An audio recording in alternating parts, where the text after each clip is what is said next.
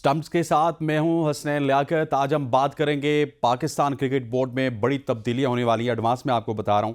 और आकिब जावेद के हवाले से बात करेंगे। आकिब जावेद जो कि इस वक्त पाकिस्तान में टॉप ट्रेंड समझे जाने वाले सबसे बड़े क्रिकेटर रहे हैं या फिर क्रिकेट कोच हैं। इस हवाले से आप सबको पता है, उनकी बड़ी तारीफ़ें हो रही हैं क्योंकि पाकिस्तान ने 3 साल बाद होम सीरीज़ जीती है और वो भी आकिब जावेद की वजह से। क्योंकि जब आकिब जावेद अभी चीफ सिलेक्टर नहीं थे तो उन्होंने एक पॉडकास्ट किया था और उसमें उन्होंने कहा था कि गोरों को हराना तो आपके दाएं या बाएं हाथ का काम, जो भी उन्होंने कहा था उसका होना चाहिए। क्योंकि गोरे तो स्पिन के ऊपर बहुत ही नूरे हैं, आप उनको किसी भी वक्त फंसा सकते हैं।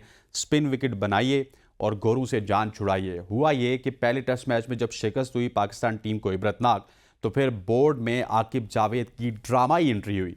Aqib Javed as a selector आए, अभी भी वो सिलेक्टर हैं, कन्वीनियर हैं, चीफ सिलेक्टर नहीं है, लेकिन वो जब एज ए सिलेक्टर आए तो उनके वो वीलॉग के चर्चे थे। और फिर उसके बाद उन्होंने स्पिन विकेट बनाई। उस स्पिन विकेट के ऊपर पाकिस्तान मुल्तान में तकरीबन 3, 3.25 या 3.5 साल बाद मैच जीतने में कामयाब हुआ। उसके बाद अगर बात की जाए रावलपिंडी की, तो रावलपिंडी में बहुत सारे खदशात थे कि शायद हो सकता है कि रावलपिंडी की विकेट की नौयत चेंज ना हो सके, लेकिन आकिब जावेद ने एक नई टेक्नोलॉजी यहाँ पर मुतारिफ करवाई। पहली दफ़ा हमने देखा कि विकेट के दाएं और बाएं और सामने इधर उधर, बल्कि जो विकेट वाली साइड है उस तरफ वाली साइड और फार एंड वाला और जो ये दूसरा एंड है, उन दोनों एंड्स के ऊपर फैंस लगे हुए थे और फैंस के साथ विकेट को सुखाया जा रहा था।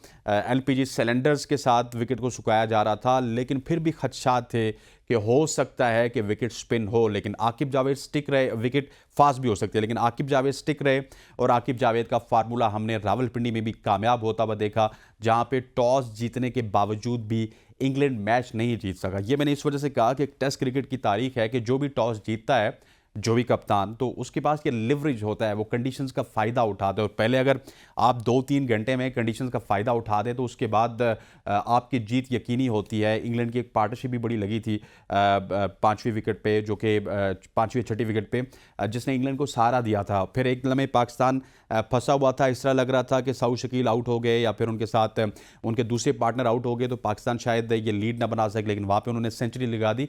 सो इस तरह करके पाकिस्तान ने जो 2.5 दिन हैं, 2.5 दिन के अंदर रावलपिंडी टेस्ट मैच भी ख़त्म किया, थैंक्स टू आकिब जावेद। तमाम तर फैंस ने ये कहा, किसी ने इसको आकिब बाल कहा, किसी ने इसको शान बॉल कहा। लेकिन अब आकिब जावेद के हवाले से मैं आपको एक और खबर दे रहा हूँ कि आकिब जावेद को बोर्ड में बड़ा ओहदा मिलने का इम्कान है। इसके इम्कान रोशन कब हुए? इसके इम्कान रोशन तब हुए जब गैरी क्रिस्टन ने इस्तीफ़ा दिया। गैरी क्रिस्टन के इस्तीफ़े के बाद बोर्ड की जो इस्टेब्लिशमेंट है वो ये चाहती है कि आकिब जावेद को उन्होंने एडजस्ट करना है। हो सकता है कि उनको डायरेक्टर डोमेस्टिक क्रिकेट लगा दिया जाए, हो सकता है कि उनको पाकिस्तान टीम का हेड कोच लगा दिया जाए, लेकिन आकिब जावेद को एक बड़ा ओहदा मिलने वाला है। और अभी तक आकिब जावेद के जितने भी इक़दाम हैं, लग ये रहा है कि आकिब जावेद वही काम कर रहे हैं जो उनको करना चाहिए था, जो उनकी मंशा के मुताबिक है। उसकी मैं आपको रीज़न बताता हूँ। रीज़न ये है कि आकिब जावेद चाहते हैं तो शाहीन शाह अफरीदी का कॉन्ट्रैक्ट यही रहता, बी ना होता, क्योंकि वो उस वक्त पावरफुल थे। अभी 2 हफ्ते पहले की बात है, 1 हफ्ता पहले की, जब वो कॉन्ट्रैक्ट आया तो पावरफुल थे। उसके बाद शाहीन शाह अफरीदी उनका कोच था लाहौर कलंदर का, उनके साथ उनके टर्म्स हैं, बहुत लंबे अरसे तक शाहीन के साथ उनके टर्म्स रहे। शाहीन जब सुपरस्टार नहीं होता था, शाहीन को उन्होंने पिक किया, लेकिन शाहीन शाह अफरीदी को जब बी कैटेगरी मिली तो आकिब जावेद ने इत्तफा किया, उन्होंने उनकी कैटेगरी को ए नहीं करवाया।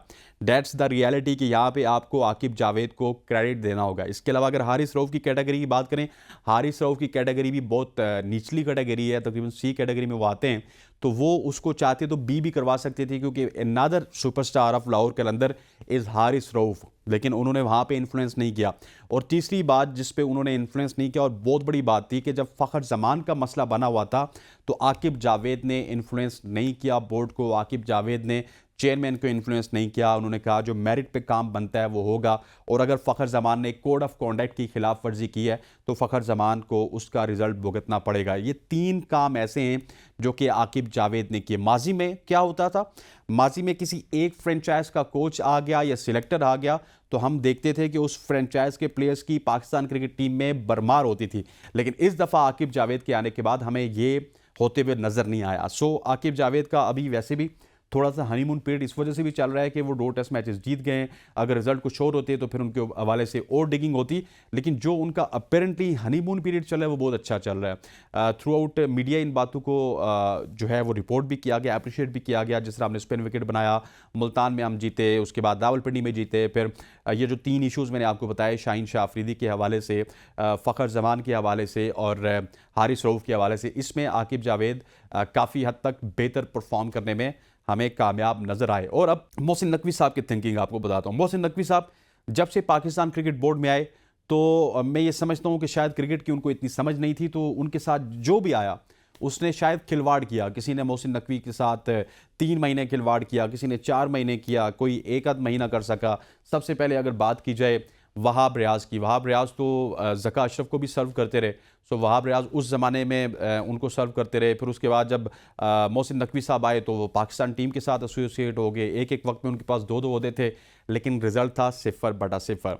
वहाब रियाज के बाद उनकी नज़र और लोगों पर पड़ी, जिसमें वकार यूनुस भी आए, एक दिन उनके साथ बैठे हुए थे, उन्होंने भी प्रेस कॉन्फ्रेंस की, लेकिन बाद में पता चला कि वो कोई बड़ा ओहदा नहीं ले रहे। वो मेंटरशिप का 50 लाख रुपया लिया उन्होंने और चलते बने, और मेरा ख्याल है अभी भी वो तमाम तर लोग ले रहे हैं। इसके अलावा मिसबा उल हक हो गए, सकलेन मुश्ताक हो गए, शोएब मलिक हो गए और सरफराज अहमद हो गए, इन सब को मेंटोर बनाया गया, लेकिन किसी को भी उस तरह से की पोजीशन पे नहीं रखा गया। लेकिन सॉफ्ट इमेज कहीं ना कहीं पे मोहसिन नकवी साहब अपना मीडिया पे शो करते रहे कि ये हमारा सॉफ्ट इमेज है थ्रू दीज क्रिकेटर्स। लेकिन अल्टीमेटली जब आपका रिजल्ट प्रोड्यूस नहीं होगा तो आप तजब्जुब का शिकार होंगे, आपको तंगी होगी। और क्रिकेट में मैं अक्सर कहता हूं कि पाकिस्तान में 2-3 ही बड़े ओहदे हैं, प्राइम मिनिस्टर का, सदर का, आर्मी चीफ का और एक क्रिकेट बोर्ड के चेयरमैन का, जो कि हमेशा खबरों में रहते हैं। और जब आपकी टीम हारती है तो सबसे पहले तनकीद जो होती है वो पाकिस्तान क्रिकेट बोर्ड के चेयरमैन में होती है। अभी मोहसिन नकवी साहब सोच ही रहे हैं कि मैं जब से आया हूँ, तकरीबन उनको भी अब साल होने लगा है कुछ अरसे में, तो मुझे रिजल्ट नहीं मिले। उनको रिजल्ट आके दिए आकिब जावेद ने, और he is very happy with Aqib Javed. उस दिन प्रेस कॉन्फ्रेंस में भी आपने देखा होगा वो बार बार चीज़ें आकिब जावेद की तरफ रेफ़र कर रहे थे। अजहर अली थोड़ा दूर बैठे हुए थे, असद शफीक भी उस वक्त कैमरे के उस लेंस में हमें नज़र नहीं आ रहे थे, लेकिन आकिब जावेद को बिल्कुल उन्होंने बगलगिर बैठाया हुआ था और बार बार बता रहे थे कि ये आकिब बताएंगे, ये आकिब बताएंगे।